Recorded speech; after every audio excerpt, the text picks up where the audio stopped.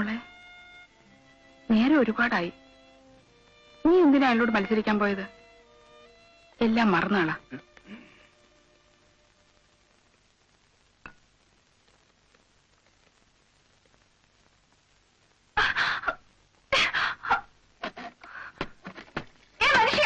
എന്തോ?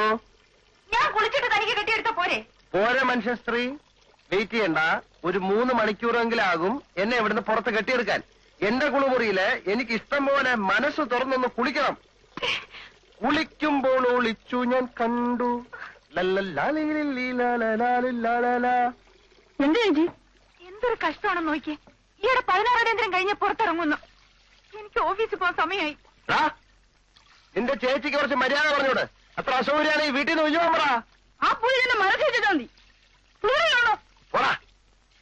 പല്ലാഴിക്കടവിൽ നീന്താടാനിറങ്ങിയ പലപ്പുങ്കാവിലെ പൊന്നിലാവേ.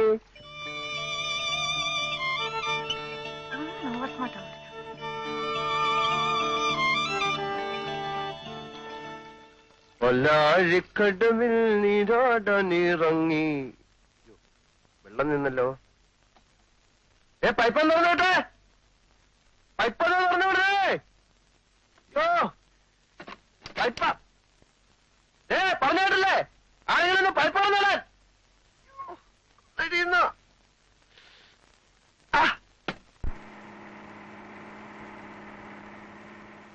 നിയമപരമായി നോക്കിയ അവിടെ അതിക്രമിച്ചു കയറാൻ അയാൾക്ക് യാതൊരു അവകാശവുമില്ല. നിയമത്തിന്റെ പുറകെ പോകാൻ എനിക്ക് എവിടാ ചേച്ചി നേരം? പിന്നെ കാശ് ചെലവ്, എന്റെ വരവ് ചെലവ് കണക്കൊക്കെ ചേച്ചിക്ക് അറിയില്ലേ? പെട്ടെന്ന് ആർക്കെങ്കിലും ഒരു അസുഖം വന്നാ മതി, എല്ലാ കണക്കും തെറ്റും. പിന്നെ പട്ടിണി. കുറച്ച് ടെലിവിഷൻ വാങ്ങി ആ പെരിച്ചാഴിയുടെ ഭക്ഷണത്തിൽ ഇട്ടു കൊടുക്ക്. ഒരു മനുഷ്യനിൽ നിന്നും നമ്മൾ പ്രതീക്ഷിക്കുന്ന ഒരു മിനിമം സംസ്കാരം ഇല്ലേ ചേച്ചി? അയാൾക്കതില്ല, ഒരു കണിക പോലും ഇല്ല. കാലത്തെ നോക്കുമ്പോ മോനെന്നെ ചെവിയെ പിടിച്ച് തിരുമ അയാള്. ഞാൻ കഷ്ടപ്പെട്ട് അധ്വാനിച്ചിട്ടാ ചേച്ചി കുട്ടികൾക്ക് ഭക്ഷണം കൊടുക്കുന്നത്. മോനെ തൊടാൻ അയാൾക്കെന്ത് അവകാശമുള്ളത്? അയാളുടെ കുളിമുറിയാണത്രേ. എനിക്കങ്ങ് ദേഷ്യം വന്നു. സോപ്പ് വെച്ചുകൊണ്ടിരുന്നപ്പോ പുറത്തുനിന്ന് ഞാൻ പൈപ്പടച്ചു. അങ്ങനെ അങ്ങ് തോറ്റു കൊടുക്കുന്നത് ശരിയല്ലല്ലോ.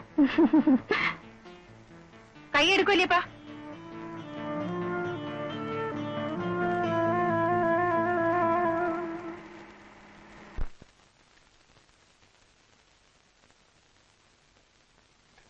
അഴിമകളും ഒരുമിച്ചൊരു കട്ടിലിലന്നേരം 7 മാളിക മുകളിലിരുന്നരുളും 72 ലോക വഴിയായ തമ്പൂരാൻ എത്രയും താഴെ തന്റെ വയസ്സിനെ ദൂരത്തു കണ്ടു. കണ്ടാലത്തെ കഷ്ടമെത്രയും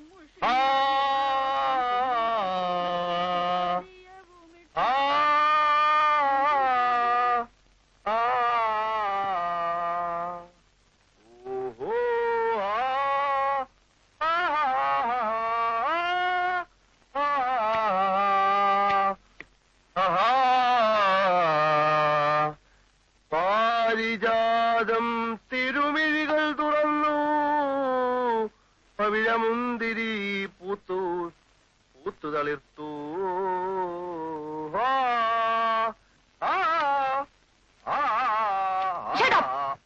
കുട്ടികൾ പഠിക്കുന്ന സമയമാണ്, ശല്യം ഉണ്ടാക്കരുത്. ഓ, ഞാനിപ്പോ പാടുന്ന സമയമാണ്. 7 to 7:30. ലോകത്തെവിടെയായാലും ഞാൻ പാടും. നിങ്ങൾ അത്രയ്ക്ക് അസൗകര്യമാണെങ്കിൽ ഈ വീട് അങ്ങോട്ട് ഒഴിഞ്ഞോളൂ. എന്റെ വീട്ടിലിരുന്ന് എനിക്ക് തോന്നുമ്പോഴൊക്കെ എനിക്ക് തോന്നുന്ന തരത്തിൽ ഞാൻ പാടും.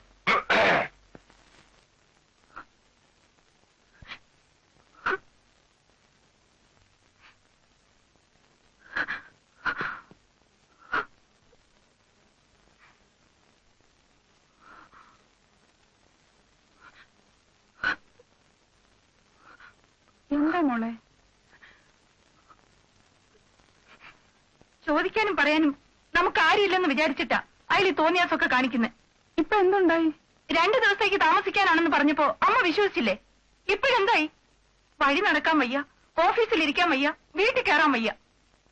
അങ്ങനെ ഇങ്ങ് വിട്ടുകൊടുക്കാനൊന്നും ഞാൻ വിചാരിച്ചിട്ടില്ല. അമ്മാവന് കത്തെഴുതണം. അയ്യോ, വരട്ടെ. രാധയെടുത്ത് പറഞ്ഞ നേരാ. 2 പൊട്ടിച്ചാലേ അയാൾ വിവരം അറിയും. അത് വേണം മോളെ. ദാമൂട്ടം വല്ലാത്ത ഒരാളാ. വെട്ടൊന്ന് തുണ്ടൻ രണ്ട്. അതാ പ്രകൃതം. ആ പ്രകൃതം ഉള്ളതുകൊണ്ടാ അമ്മാവന് കത്തെഴുതുന്നത്. അങ്ങനെ ഒരു മനസമാധാനവും ഇല്ലാതായിരിക്കുന്നു അങ്കിൾ. ഞാനും അമ്മയും വിചാരിച്ചിട്ട് എന്ത് നടക്കാൻ? അതുകൊണ്ട് യാതൊരു ഉപേക്ഷയും കാണിക്കാതെ അങ്കിൾ എത്രയും പെട്ടെന്ന് വന്നേ മതിയാവും.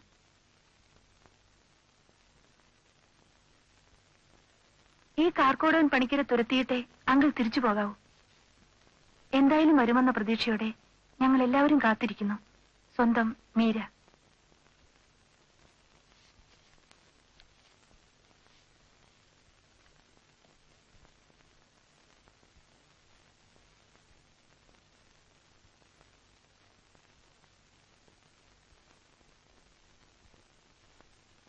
ബോംബെ പട്ടണത്തെ കിടുകിട വിറപ്പിച്ചുകൊണ്ടിരിക്കുന്ന ഞങ്ങളുടെ അമ്മാവൻ ഉടൻ വരുന്നു. ഇവിടെ ഒരു ചോരപ്പുഴ സൃഷ്ടിക്കാൻ ഞങ്ങൾക്ക് താല്പര്യമില്ല. ജീവനിൽ കൊതിയുള്ളവന്മാർ ഉടൻ തന്നെ സ്ഥലം വിടുന്നതാണ് എല്ലാവർക്കും നല്ലത്. ബോംബെ പട്ടണത്തെ അമ്മാവൻ അത്രയ്ക്ക് ശക്തനാണോ? കൊള്ളാം. ഒരു 10 പേർ ഒരുമിച്ച് വരാമെങ്കിൽ അമ്മാവൻ ഒറ്റ കഴിഞ്ഞു നേരിടും. Karate, judo, kung fu, kalaripayattu. അമ്മാവനല്ലാത്ത ഒറ്റ അഭ്യാസങ്ങൾ ഈ ലോകത്തില്ല. അമ്മാവൻ ഈ കാലവർണ്ണെ അടിച്ചിട്ട് ചമ്മന്തിയാക്കും. എനിക്കതുകൊണ്ട് കൈയൊട്ടിച്ചില്ല. എത്രയും പെട്ടെന്ന് അമ്മാവനെയും വന്നാൽ മതിയായിരുന്നു. അതെ, ഇല്ലാത്ത അമ്മാവന്റെ പേരും പറഞ്ഞ് എന്നെ വരട്ടാണെന്ന് നോക്കണ്ട. ഇല്ലാത്തതാണോ ഉള്ളതാണോ എന്ന് വരുമ്പോ കാണാമല്ലോ. ആ കമ്പി ഒന്നും അറിഞ്ഞില്ലേ? ഇടിക്കട്ട, കത്തി തുടങ്ങിയ സാധനങ്ങളുമായി അമ്മാവൻ പുറപ്പെട്ടു കഴിഞ്ഞു. എടോ ഹൗസോണറെ, ഉപദേശിക്കാമെന്ന് കരുതരുത്. ചാവണ്ട എന്നുണ്ടെങ്കിൽ വേഗം സ്ഥലം വിട്ടോ.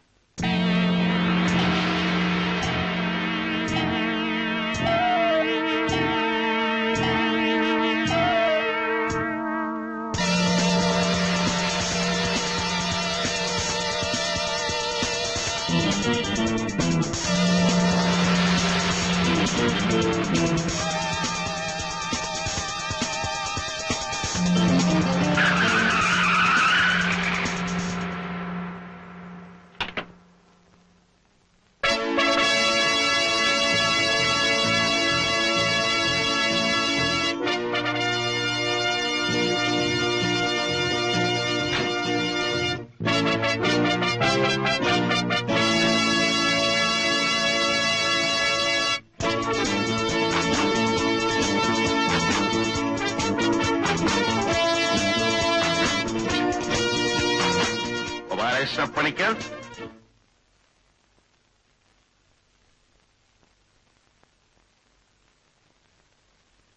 അതെ.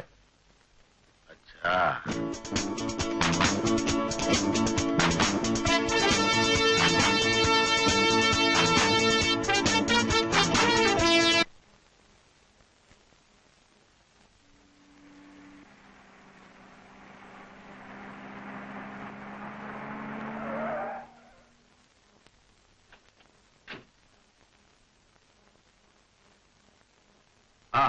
എന്തായാലോ തന്റെ ഇഞ്ചക്ഷനും ഓപ്പറേഷനും ഒക്കെ? ശല്യപ്പെടുത്തി ഒഴിപ്പിക്കാനുള്ള തന്ത്രം ഏതാണ്ട് ഫലിച്ചു വരികയായിരുന്നു വക്കീലെ. പക്ഷേ ബോംബെ എന്നൊരു പെരിച്ചാഴി ഇറങ്ങിയിരിക്കുന്നു. എതിർകക്ഷി കാർത്തിയാനിയമ്മയുടെ ആങ്ങളാന്ന് പറയുന്നൊരു ദുർഭൂതം. ഭൂതപ്രേതങ്ങളാണെങ്കിൽ താൻ ഉടനെ പോയൊരു മന്ത്രവാദിയെ കാണും. എനിക്കൊരു മനസ്സമാധാനമില്ല വക്കീലെ. ഒരാഴ്ചക്കകം വീട് ഒഴിഞ്ഞ് കിട്ടിയില്ലെങ്കിൽ നാട്ടിലുള്ള പറമ്പും വീടും ഒക്കെ വെള്ളത്തിലാവും. കുഞ്ഞിക്കണ്ണന്മാരുടെ എഗ്രിമെന്റ് വളരെ സ്ട്രോങ് ആ. അതിനിപ്പോ ഞാൻ എന്ത് വേണമെന്ന് താനീ പറയണത്? അതെനിക്കും അറിയില്ല. പിന്നെ തന്നെ എന്തിനാ കൂടെ കെട്ടിയെടുത്തത്? പിന്നെ ഞാൻ ഇനി എങ്ങോട്ട് പോകും? താൻ ആ വീട്ടിൽ കയറി താമസിച്ചില്ലേ? താമസിച്ചു.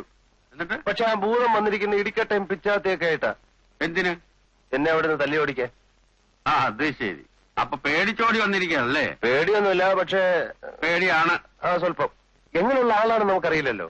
ഈ ഭൂതബാധ ഇല്ലായിരുന്നെങ്കിൽ എതിർകക്ഷി അവിടെ നിന്ന് ഒഴിവായിരുന്നു എനിക്ക് തോന്നുന്നുണ്ടോ? ഉറപ്പായിട്ട് ഒഴിവായിരുന്നു. എന്നാ പിന്നെ അതേ ഉള്ളു വഴി. നേരെ അങ്ങോട്ട് ചെല്ലുക. ഭൂതം ആക്രമിക്കുമ്പോ നമുക്ക് നോക്കാം. ഒറ്റ കുത്തിന് അയാളെന്നെ കൊന്നാലോ? പിന്നെ താൻ എന്തിനാണ് ഒരു വയ്യാത്ത പണിക്ക് പോയത്? പണിക്കരെ ചാവുന്നെങ്കിൽ ചാവട്ടടോ. അങ്ങനെ ഒരു ഭൂതമുണ്ടോ? ഈ ഭൂതത്തെ താൻ ഇപ്പൊ പേടിച്ചാൽ ഈ ജന്മം തനിക്ക് അവരെ വീട്ടിൽ നിന്ന് ഇറക്കാൻ ഒക്കില്ല. ഇല്ലേ? ഇല്ല. ഞാൻ എന്താ ചെയ്യേണ്ടത്? ചെല്ലുക, നേരിടുക, അത്രേ ഉള്ളൂ. അത് വയ്യെങ്കിൽ കേസ് കൊടുക്കുക. അല്ല, കേസ് കൊടുത്തു കഴിഞ്ഞത് എപ്പോഴാ? എന്നാ പിന്നെ തന്റെ ഇഷ്ടം പോലെ ചെയ്യും. വക്കീലേ, ആളെ വിടണോ? കേസും ബുക്കാറും കൊണ്ടുവന്നിരുന്നു മനുഷ്യനെ കഷ്ടപ്പെട്ടു.